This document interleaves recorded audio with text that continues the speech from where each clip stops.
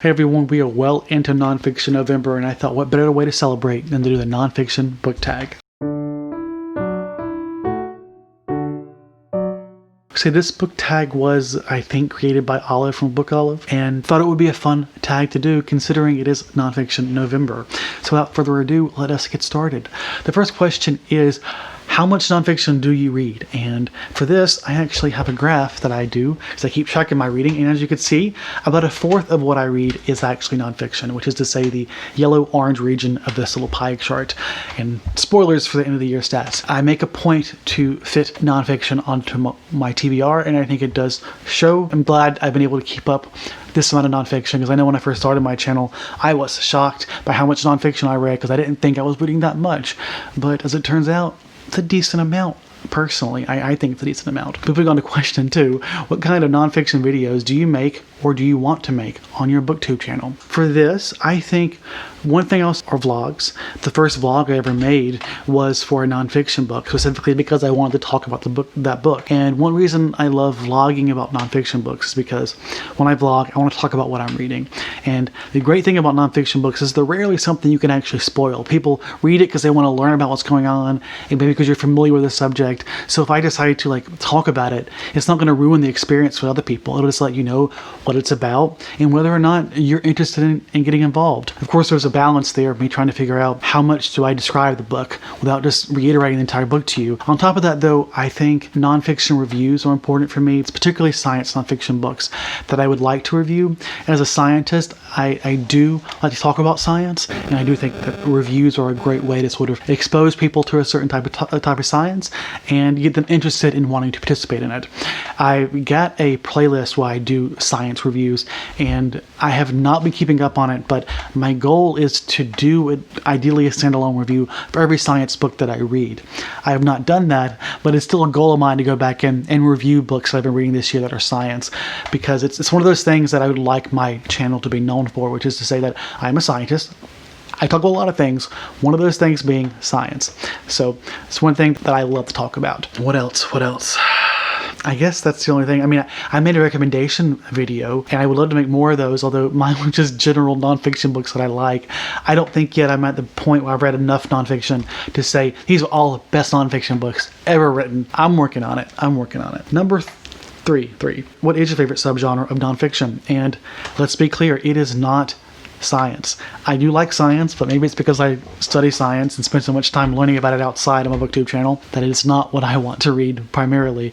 And in fact, sometimes I have to make a point to tackle the science books that are on my shelf because I have other genres that I might preferentially pick up. Let's go back to this genre list. Again, spoilers, but as you can see, I read a shit ton of history, politics, and memoirs and biographies. Now, technically, I read more biographies and memoirs than I do history and politics, but as it turns out, a good bit of those memoirs and autobiographies are actually by or about political figures or historical figures, so I would count those actually in the realm of history and politics, even if I don't necessarily categorize that in my genre listing. But point being, history and politics are what I like reading most about, and I have a deep passion for politics, and hopefully that showed in my election vlogs that I made. Check those out, by the way. It was a lot of fun. But I love learning about politics, learning about history, and I also just love talking about it because I think it's really important stuff. When I think about why I read, one of those reasons is to learn, and I feel like one of the best ways is to learn about history. Now, incidentally, I actually failed 5th grade because of my failure in the history section of the class, and I do think it's kind of crazy how I failed 5th grade. And besides the fact that now I'm in grad school, which I guess is a nice transformation, but also the fact that it's the things that I read most of in nonfiction is history and politics. That is the thing that I failed at. I now love to read just casually for fun. Number 4. Do you have a favorite nonfiction book? Oh my god, that's hard. Why am I not ready for this? What's my favorite nonfiction book? I don't know. God, I should have figured this out. Okay, this is subject to change. I do not know if this is still a favorite. I don't know, but I'm panicking here. I honestly don't know what to say here, but I'm going to go with Carl Sagan's Pale Blue Dot. It is beautifully written. It's engaging. It's one of the things that inspired me to pursue my PhD, pursue the area of my PhD. And so absolutely, this is where I'm going to go. Carl Sagan has this amazing ability, or had rather, to communicate in a way that was just so profound, so educational, and really just connected to the metaphorical soul. Why do you like nonfiction? I swear, I thought I went through these questions. I think I must have skipped a couple because I don't remember these now. Why do I like nonfiction?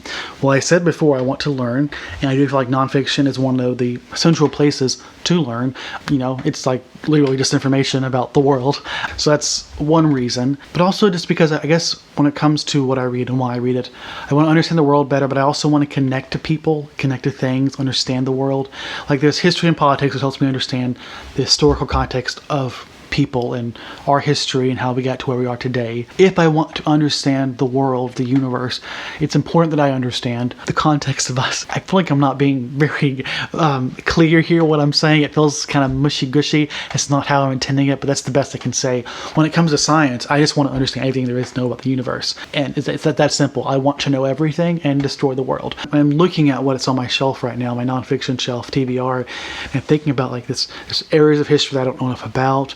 Think about people who I want to learn more about to get a better connection to. I'm thinking about areas of science that I need to understand better, whether it's for personal reasons, for political reasons, for just, I guess, for context and our place in the world and the universe. And then, of course, there's philosophical books to understand how we think and why we think the way we do, to better understand the world. So I guess that's the gist of it. I want to know things better. I want to understand things better, whether it be people, whether it be history, whether it be the world or the universe. I think that's what's just there for the great thing about nonfiction. And to be clear, I think there is something to be said about using fiction as a way of knowing the world, understanding things, particularly culture. But I do think there's just something particular about being able to learn about the real world as it actually is. As much as I love the fantastical and the fantastic, I do think we also need to have an appreciation for the real world, because it can be beautiful, it can be profound, and it can be devastating. Everything we love in fiction, we should be able to find in nonfiction, in the real world. I feel like my answers sound very like such bullshit, like a load of crap. But you know what? That's the best I have, and I'm trying to be genuine here. Oh my God, I skipped number 5. So my number 5, that was number 6. What do you think keeps people from wanting to read more nonfiction? Well, for me, before I got into Booktube, and whether it was as a viewer or as a maker, I did not read much of any nonfiction. That was because I didn't read much at all. So basically, I didn't read much, and I did not want to risk putting myself into more of a slump than I already naturally was. So I always just went to things I thought would be interesting. To me, I always prioritized fiction over nonfiction. To me, it was like, I can only read 12 or 15 books in a year, so I need to ask myself, what is more valuable to me?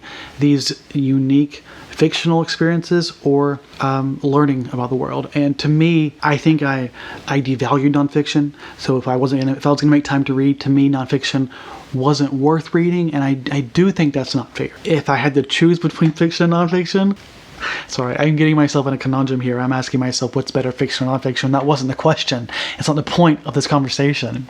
Because the fact is there's value to be had in both fiction and nonfiction. So maybe that's part of it. I don't think people really value what there is to be had from nonfiction.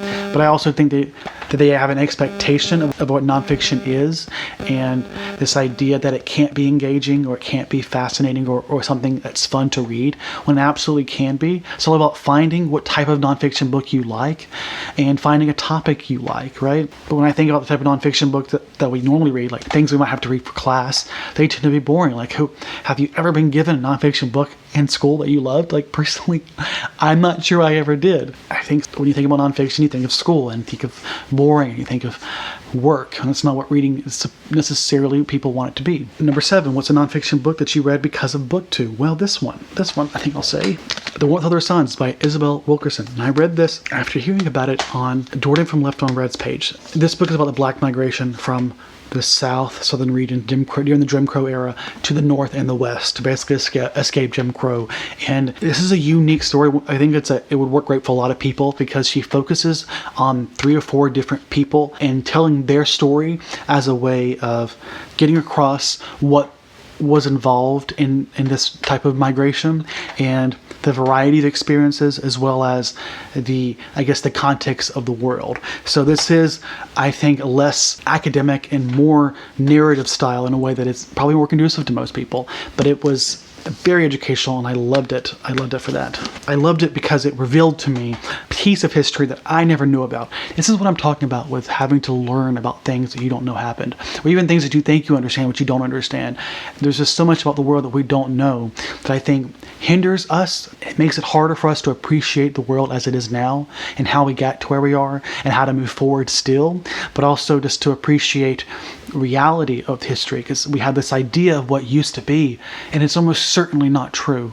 And this book is the perfect example of people's history, just one, probably being wrong, or two, just severely lacking in a way that is immensely relevant to the conversation of race today. What's the best nonfiction book you've read lately? And there's a lot of things I could say here. I'm tempted to say the Shirley Jackson memoir autobiography right there. I am instead going to talk about a book that I read in my election vlog. That was a book that just keeps coming back to my mind during this month. And it's called Camelot's End by, I want to say Jim or John something. And this is about the feud between Ted Kennedy and Jimmy Carter during Jimmy Carter's re-election campaign, where Jimmy Carter was challenged as the incumbent president with a Democratic challenger in the primary. And he ended up winning again. He ended up winning against Ted Kennedy and losing to Reagan. But this book was, this book was very engaging. When I think about what I wanted for a nonfiction political book, this was everything. God, first off, it's like a mini biography of both the people. They give us context to how they get to that election, and then the effect it had on them during the election, and then some information about the post-election selves and about how the relationship basically was created, and then how that influenced the election, and then how it morphed in the future years. And it really reshaped how I see both of those people.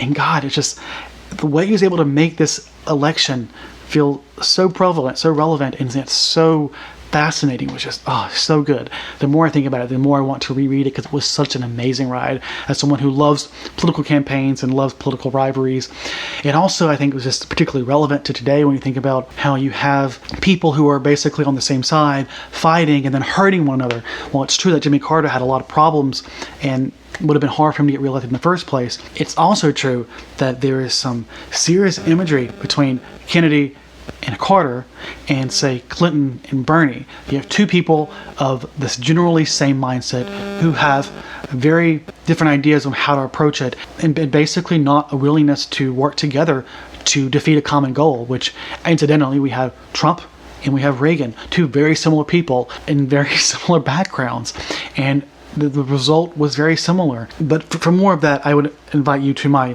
election vlog where I talk about that. This book wasn't even on my TBR.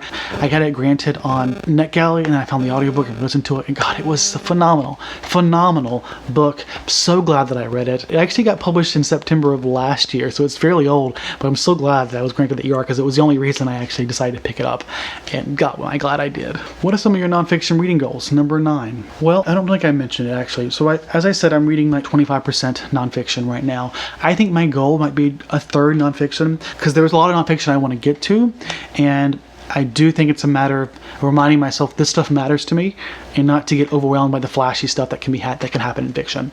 It's easy to, I think, let fiction dominate my TBR. I think I also mentioned a goal of wanting to review my science books that I read. Like I said, the popularized science books that I read, I want to have standalone reviews for them. What else do I want? More maybe nonfiction recommendations. Particularly when it comes to science, I'd love to give nonfiction science recommendations, but when I look at my list, I have one shelf of nonfiction science. And number 10, what's your advice for incorporating more nonfiction into your reading diet?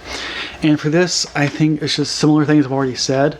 First off, it's a mindset. You have to recognize that nonfiction can be fun, it can be engaging, it can be something you can really get lost in. So you have to ask yourself, what kind of books do you think would be interesting to you? What are the things that you're passionate about? What topics are you passionate about? One, I think you could find biographies or memoirs by people that you are interested in. Personally, I think there are some celebrities I'd love reading about. Like I have several celebrities up here that I read. Robin Williams, Betty White. It may take some time to find what it is you like and don't like, but don't give up on it, because honestly, the more nonfiction I read, the more motivated I am to read nonfiction. Not because it's a goal I'm trying to satisfy. It's because I find things that I'm passionate about. well. If you find one book that you like, you'll almost always be able to find more books stemming from that to help motivate you moving forward. Hopefully that helps. I don't know if it will. The last thing here, before we finish off, give some recommendations of nonfiction booktube channels that you love. Well, of course, there is Olive from Book Olive. And there are others. There's Peg from the History Shelf, who I found some great recommendations from. There's also several other people who recommend nonfiction but don't necessarily read exclusively that. I mentioned before Jordan from Left on Read. She reads a lot of different books, but the nonfiction books that she's read and that she recommended have been amazing. The ones that I've read from her are some of my favorites that I've read this year. Who else? I also want to mention Hannah from Hannah's Books. She doesn't do a lot of nonfiction, I think, but she does has some. And I really like her channel because she has such peaceful and yet cerebral conversations about everything she reads, whether or not it's nonfiction or not. So that's the gist of it. What I will say is that I would love some recommendations on booktubers who talk about a lot of science books, because it's something that I find hard to find. That said, from the few people I've seen talk about some science books, it's usually people who have a background in science or engineering. If you know people like that, let me know, and I would love to follow them if I'm not already following them. But as always, that concludes this book tag. I hope you enjoyed watching. Let me know, are you participating in Nonfiction November? If so, what are you currently reading? And as always, I hope you have a fantastic day, and I will see you next time.